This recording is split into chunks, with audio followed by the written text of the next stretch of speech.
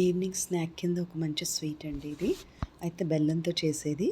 దీనికి 2 కప్పులు బియ్యపు పిండి, ఒక పావు కప్పు మైదా పిండి, ఒక పావు కప్పు నువ్వులు, 4, 5 పండిన అరటిపళ్ళు లేదా 5, 6 అరటిపళ్ళు కూడా తీసుకోవచ్చండి పండినవి. అయితే బెల్లం ఒక కప్పు నుంచి కప్పున్నర, మనం షుగర్ బట్టి చాయిస్ బట్టి తగ్గించుకోవచ్చండి.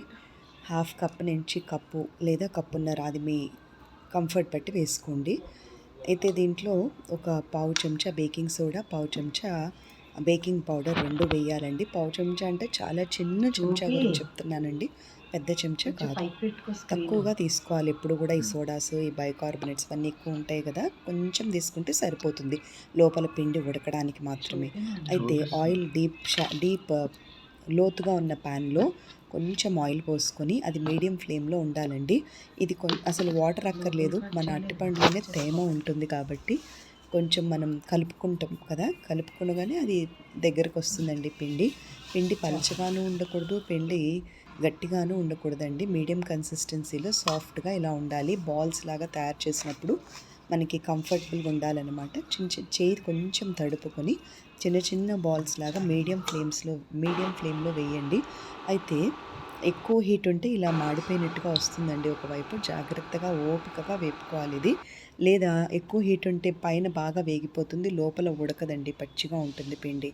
సో పిండి కలిపిన వెంటనే చేస్తే నూనె గుంజకుండా ఉంటుంది. అయితే లోతైన మూకుడు ఉంటే ఎప్పుడు కూడా తక్కువ నూనెలోని ఎక్కువ ఇంగ్రీడియంట్స్ అవుతాయి. దీంట్లో మనం మైదా వేసాము, బియ్యపిండి వేసాము, కొంచెమే బెల్లం వేసుకున్నాం కాబట్టి నూనె ఎక్కువేం గుంజదండి ఇది. కాకపోతే వాటర్ అనేది తగలకూడదు, తగిలితే మళ్ళీ నూనె గుంజుతుంది. మీడియం టెంపరేచర్, కొంచెం హైలో కూడా పెట్టుకోవచ్చండి. లో టెంపరేచర్ పెడితే నూనె గుంజేస్తుంది మళ్ళీ. సో ఈ టిప్స్ అన్నీ జాగ్రత్తగా ఫాలో అవుతూ ఇది ఒక స్వీట్ రెసిపీ అండి, బాగుంటుంది. ఇందులో బనానా వేసాం కాబట్టి, నువ్వులు వేసాం కాబట్టి చాలా బాగుంటుంది.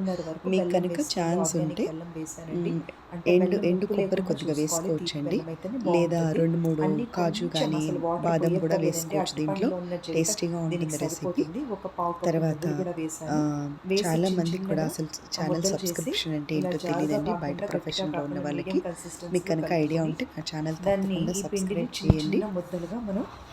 ఇది నేను ఆర్గానిక్ బెల్లం వాడానండి. ఇన్స్టాగ్రామ్ కూడా ఫాలో అవ్వండి. యూట్యూబ్ వీడియోస్ కూడా కొన్నిసార్లు గమనించండి న్యూట్రిషన్ వాల్యూస్ కోసం. థ్యాంక్ యూ అండి for your great love and support. ఈ కింద కూర్చొని జాగ్రత్తగా ఇండక్షన్ స్టవ్ మీద చేసుకుంటే టెంపరేచర్, ఈ ఆయిల్ ఫుడ్స్కి ఇండక్షన్ చాలా కన్వీనియంట్గా ఉందండి. ఒక యూస్ఫుల్ టిప్ అండి. ప్రశాంతంగా కింద స్టవ్ పెట్టుకొని హడావిడి లేకుండా కొంచెం ఆయిల్ వేసుకొని, అయితే దీనికి ఇండక్షన్కి వెజల్స్ ఇంపార్టెంట్ అండి. కొన్ని మందంగా ఉన్న కడాయిలు అవసరం పడతాయి, కొన్ని పల్చగా ఉన్న కడాయిలు అవసరం పడితే చెక్ చేసుకొని వాడుకోవాలి. ఇది ఒక యూస్ఫుల్ టిప్ అండి. Please subscribe my channel.